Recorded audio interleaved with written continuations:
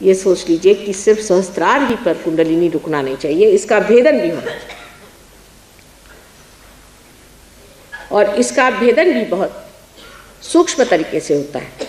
अब इसकी कितनी नाड़ियाँ हैं, कौन सी नाड़ी कहाँ खुलती है और कौन से चक्र कहाँ होते हैं और कैसे बंध पड़ते हैं, ये सब बातें बताने की कोई ज़रूरत नहीं है। अगर आपके लिए अगर कोई बढ़िया मोटर ला दे तो आप थोड़ी उसके अंदर घुस के पहले देखते हैं कि इसकी कौन सी नाड़ी ठीक है कौन सी नहीं। आप तो गाड़ी उठा के चल दिए मज़ा उठाने के लिए। इसी प्रकार सहयोग को प्राप्त करने के बाद आप धीरे धीरे इस चीज़ को समझने का प्रयत्न करें कि ये चीज़ है क्या, लेकिन न भी समझे तो भी कोई हर्ज नहीं, पर मौज में रहिए और इस मौज को और आनंद को सबको बांटिए, क्योंकि आपका चित्त जो है वो प्रकाशित हो जाता है। अब चित्त क्या हो जाता है? चित्त हमारा जो है अटेंशन, इस अटेंशन में हमारे अंदर जो नई जागृति उत्पन्न होती है वो है कलेक्टिव कॉन्शियसनेस, सामूहिक चेतना। लेकिन मैं कहूँगी सामूहिक शुभ चेतना। शुभ अशुभ विचार तो हमें रह नहीं। शुभ वो जिससे कि चैतन्य हमारे अंदर से बहता रहे, वो सारा शुभ है। जिस चीज़ से चैतन्य बहता है, जिस कार्य से चैतन्य बहता है, जिस गाने से चैतन्य बहता है, जिस संगीत या भक्ति से चैतन्य की लहरियाँ बहे, वही शुभ है और वही सौंदर्य की लहरियाँ। तो ये शुभ चेतना हमारे अंदर जागृत हो जाती है। माने ये नहीं कि हमारे बुद्धि में कोई चीज़ आ जाती है, पर हम जान सकते हैं कि हमारे अंदर कौन सा दोष है, क्योंकि हम आत्म साक्षात्कार भी पाते हैं और हम जैसे व्यष्टि में इसे पाते हैं वैसे समष्टि में भी पाते हैं। माने जैसे हम एक इंडिविजुअल में पाते हैं वैसे हम कलेक्टिव में भी पाते हैं। अब कलेक्टिव का चमत्कार देखिए। आज तक जो आप लोगों ने थियोरीज बनाई ये सिर्फ थियोरीज हैं, खोखली हैं। जैसे कोई कहता है कि हमारा विश्वास कैपिटलिज्म में है, फिर कोई कहता है हमारा कम्युनिज्म में है, फिर उसमें है, फिर उसमें है, सब खोखलापन। असल में एक योगी जो होता है, या हम समझ लीजिए बड़े भारी कैपिटलिस्ट हैं, क्योंकि सब शक्तियाँ अगर हमारे अंदर नहीं है तो हम तो कैपिटलिस्ट हो गए। लेकिन हम हैं बड़े भारी कम्युनिस्ट भी, जब तक इसे बांटेंगे नहीं हमें चैन नहीं आता। इसलिए एक साहब ने पूछा कि साहब आप क्यों सहयोग करते हैं, आप क्यों जागृति करते हैं लोगों के, आप सुखी हैं, आपके पति इतने अच्छे हैं, आपके बाल बच्चे इतने अच्छे, घर में बैठिए जाकर। कहाँ बैठ सकते, चैन। जब तक इसे बांटेंगे नहीं मज़ा नहीं आएगा। जैसा आपने एक शराबी को देखा कि अकेला वो शराब नहीं पी सकता, वैसे ये भी शराब आप अकेले नहीं पी सकते, इसका मज़ा नहीं आता, बांटे। तो कलेक्टिव में आप जागरूक हो जाते हैं। लेकिन इससे भी ये गहन बात कि आपका चित्त वो जो प्राइमोर्डियल बीइंग है, जो विराट है, जो अकबर है, उसमें जागरूक हो जाता है। जैसे इस शरीर के अंग प्रत्यंग जागरूक हो जाए, इसी तरह उस विराट के अंग प्रत्यंग आप बन करके उसमें जागरूक हो जाते हैं। उसके बाद दूसरा कौन? आप किसके ऊपर उपकार कर रहे हैं, आप किसको दे रहे हैं? अरे भाई, अगर इस उंगली में शिकायत हुई तो ये उंगली उसको अपने आप ही रगड़ देती है, उसको कुछ कहना पड़ता है।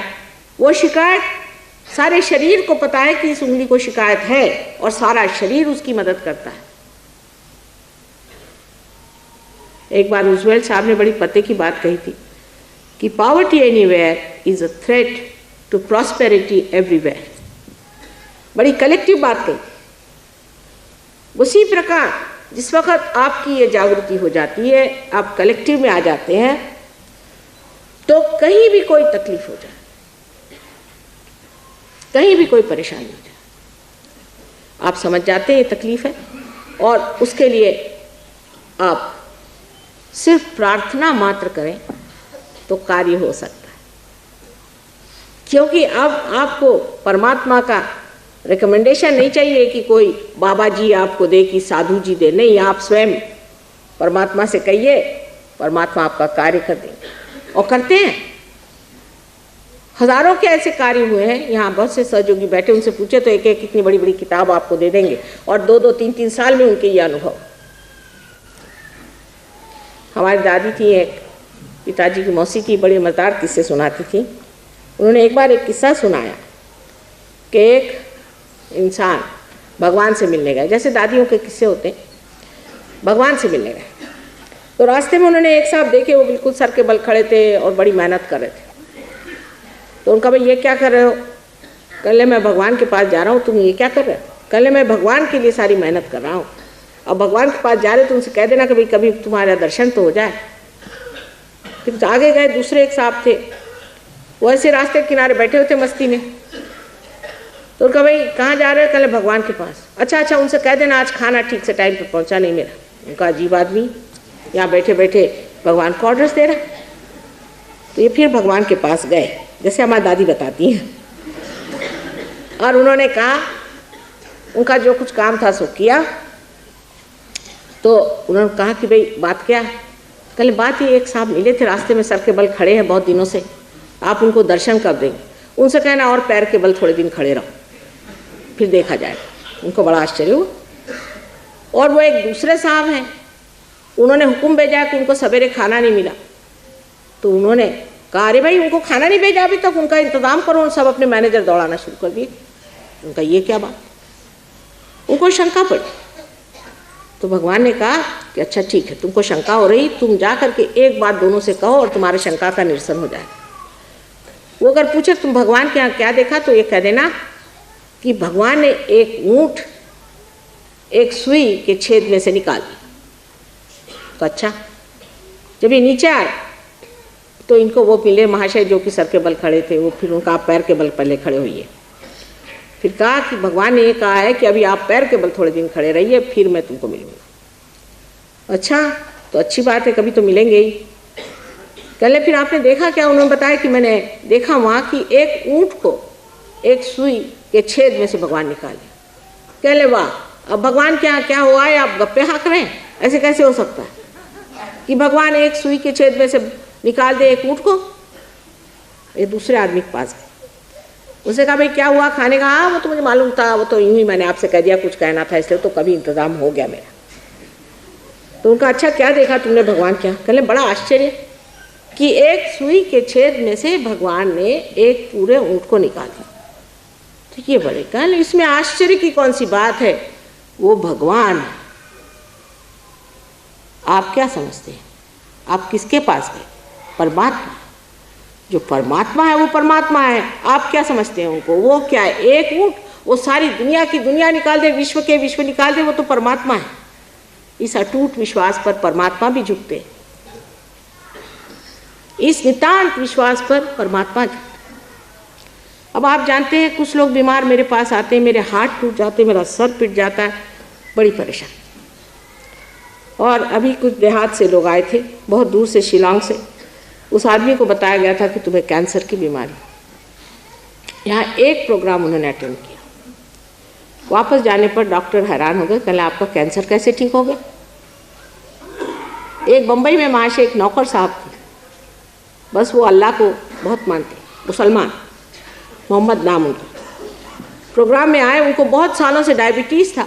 एक बार प्रोग्राम में आए, मैंने उनसे बात भी नहीं करी, जाना भी नहीं, उनसे मिले भी नहीं, ठीक हो। और कुछ कुछ लोगों के पीछे में तो हाथ टूट जाते, उनकी कुंडलिनी उठना तो रहा दूसरी जगह, मेरे हाथ टूट जाते। पहाड़ जैसी कुंडलिनी उठाते उठाते ऐसी तकलीफ हो जाती कि क्या करूं, लेकिन तो भी जुटी रहते, क्योंकि इनके दिमाग ज़्यादा है, सर पे अहंकार के पहाड़ बांधे हुए हैं, अपने को बहुत समझते हैं। तो कुंडलिनी भी कहती चलो रहने दो इसको, ज़रा ठोकरे होने दो तब ठीक होएगा। वो भी उठती नहीं, मैं क्या करूं। इसलिए नम्रतापूर्वक व्रत निश्चय के साथ सहयोग में उतरना पड़ता है। पहले ही कहा है कि ये रे गबाड़े काम नवे, ऐसे वैसे लोगों का ये काम नहीं, वीरों का काम है। जो वीर हो वो सामने आए, नहीं तो बाकी बेकार लोगों के लिए सहयोग नहीं। ऐसे तो हम बड़े वीर बनते हैं। एक दो तंबाकू तो छोड़ी नहीं जाती, तंबाकू के पत्ते से आप डरते हैं, आप क्या वीरता दिखाई। शराब की बोतल दिख गई और आप ढह गए, ये क्या वीरता दिखाएंगे आप। वीर हो तो सामने आए, और वीरों के ही गले में कुंडलिनी की माला पड़ सकती है। ऐसे हमारे देश में कुछ वीर निकल आए तो बाकी जो ज़रा अंधे हैं वो भी खींच जाएंगे, उनको भी खींच लें। लेकिन पहले हिम्मत की जरूरत है कि हम इस पे दृढ़ रहेंगे, क्योंकि सहयोग के बाद मनुष्य एक तरह से इतना अछूता हो जाता है और गंदगी से इतना भागता है कि लोग कहते भाई इसको क्या हो गया, पहले अच्छा आता था, शराब पीता था, मज़ा करता था, इससे काफ़ी सीक्रेट्स भी पता चलते थे, शराब की बोतल के पीछे में आप चाहिए तो एस्पियोनाज भी इससे करा लो, और अब इसको क्या हो गया, बेकार गया। क्योंकि आप सारे जो गुणों के जो खान बन जाते हैं ना, ऐसा आदमी एक तेजस्वी पुरुष हो जाता है। और उस तेजस्विता के पीछे में अत्यंत कारुण्यमय, अत्यंत प्रेममय, अत्यंत सुखदायी और एक बहुत शानदार चीज, आपका चित्त स्वयं ही कलेक्टिवली कॉन्शियस, सामूहिक चेतना से प्लावित एक नए आयाम में आपको उतार देता है और आप आश्चर्यचकित हो जाते कि ये कैसे हुआ।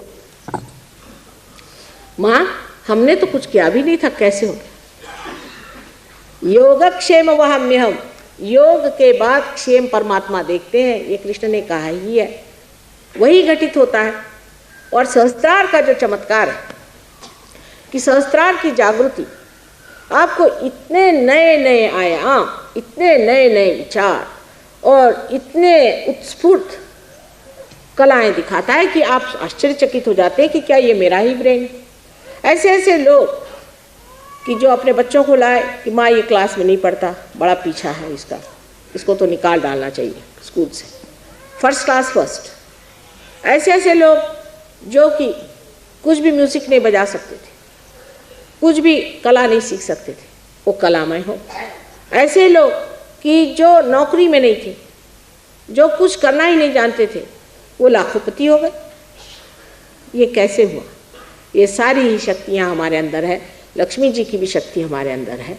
जिस वक़्त मनुष्य किसी भी सृजन को करता है, क्रिएटिविटी को करता है, तब उसके अंदर जो ब्रह्मदेव है, जो क्रिएटर हैं, जो कि स्वाधिष्ठान चक्र पे अधिष्ठित है, वो जब जागरूक हो जाते हैं तो ऐसा आदमी ऐसे ऐसे क्रिएशंस करता है कि जो मैंने आपसे बताया कि जितने भी संसार के महान कलाकार हुए हैं, सभी के सब साक्षात्कारी लोग थे। और अगर वो साक्षात्कारी नहीं होते तो वो महान कलाकार नहीं थे। आजकल हम देखते हैं ऐसे टुटपुंजे कलाकार लोग हैं, ऐसे टुटपुंजे लेखक हैं कि एक मिनिस्टर से नौकरी छोड़ी, उसके खिलाफ लिख दिया, अभी यहाँ भाषण में कुछ सुना, जा कर के वहाँ कुछ लिख दिया। ऐसे टुटपुंजे लोग तक जब उनके अंदर इसकी जागृति हो जाती है तो वो पूर्णता पे आती है और उनके समझ में आता है कि ये क्या, मैं कवड़ी को कहाँ उठा रहा, असल रतन मेरे अंदर होते, मैं कवड़ी में कहाँ घुसा हूँ। ये जागृति जब हमारे अंदर होती है, जब उसके आंदोलन शुरू हो जाते हैं, तो ऐसा संगीत अंदर चलता है कि आप कभी अकेले ही नहीं होते। कैसा, जो लोग कहते हैं मैं बोर हो रहा हूँ, ये शब्द ही हट जाता है, कभी आदमी बोर ही नहीं होता। जो अपने में मगन हो गया वो बोर कैसे होगा। आजकल बड़ी बीमारी, लोग कहते हैं मैं बोर होता हूँ, मुझे शब्द ही नहीं समझ में आता ये क्या होती भला। ऐसे मगन हो जाते हैं, ऐसे मस्ती में, चाहे जंगल में बैठे रहो, चाहे किसी के साथ बैठे रहो, अपने मस्ती में आप जमे रहिएगा और आपका व्यक्तित्व, आपकी पर्सनालिटी ऐसी हो जाएगी कि जहाँ भी आप खड़े रहेंगे, आपके अंदर से इसकी धाराएं बहेंगी। जहाँ आप खड़े रहेंगे वहीं पर जो अनेक लोग हैं उनको इससे फ़ायदा हो जाएगा। एक हमारी सहयोगिनी है, बेचारी राहुरी से आ रही थी, बस उनकी ऊपर से नीचे गिरी, कहती कि इतनी नीचे गिर गई कि वो 3-4 बार गोल घूम करके फिर चारों पहियों पे आ गए और जो ड्राइवर था वो घबरा के भाग गया। तो एक साहब ने कहा कि साहब कमाल है कि हमको किसी को चोट ही नहीं है, हम लोग सब गोल गोल घूमते रहे और यहाँ ज़मीन पर अच्छे से आ गए, ये ठीक से बैठ गई, ये कैसे हो। यहाँ कोई न कोई भगत बैठा हो, वो हमारे इसकी अंगूठी पहनती हैं, वो पकड़ लिया, ये माता जी के शिष्य हैं। चलो अब कोई बात नहीं। एक साहब उठे, कहने मुझे आता है लॉरी चलाना, वो गए, उसमें गाड़ी में चाबी लगी हुई थी, शुरू की, गाड़ी ठीक हुई, चल दी। ऐसे अनेक अनेक अनेक आपको उदाहरण मैं बता सकती जो घटित हुए, क्योंकि आपको संभालने वाले देवदूत गण सब साथ में, सारी सृष्टि उनकी बनी हुई है। हम क्या सोचते हैं सर हम ही लोग इस दुनिया में हैं और इसके अलावा कोई है ही नहीं। आप तो अभी स्टेज पर नहीं आए, नहीं तो आप जानिएगा कि कितने लोग आपके आगे पीछे चलते हैं, किस कदर आपकी रक्षा हो। अभी तक परमात्मा को जाना ही नहीं, उसके सिर्फ नाम ही देते रहे, उसकी गलतियां ही निकालते रहे, उसको दूषण देते रहे, और अगर वो भी नहीं बना तो कह दिया भगवान ही नहीं है। इससे ज़्यादा तो आपने कुछ किया नहीं आज तक भगवान के लिए, चाहे कुछ करिए चाहे न करिए। वो पिता परमात्मा अत्यंत प्रेममय, आपके लिए जो कुछ करना है करता रहा है, करेगा, और आपको चाहता है कि आप उसके साम्राज्य में आए और अपने सिंहासन पे विराजमान हो। यही उसका सिंहासन आपके सहस्त्रार में है, जिसमें आपको प्रवेश करना है, और फिर ब्रह्मरंध्र छेदने के बाद उसका जो कृपा का, आशीर्वाद का अनुभव है वो आप अपने नसों पे जान सकेंगे, अपने चरित्र में जान सकेंगे, अपने व्यवहार में जान सकेंगे, अपने दोस्तों में जान सकेंगे, अपने समाज में जान सकेंगे, अपने देश में और विश्व में उसे जान सकेंगे। यही उसका आशीर्वाद है। और आज वो दिन आ गया है कि उसको फिर से प्रस्थापित किया जाए, उसको फिर से जाना जाए, उसको भूला न जाए। आज घबराने की कोई ऐसी बात है, समय की बात है, ये समय आ गया है। जो समय समय से बात होती है आज बाहर आ गई है, और हज़ारों लोग, करोड़ों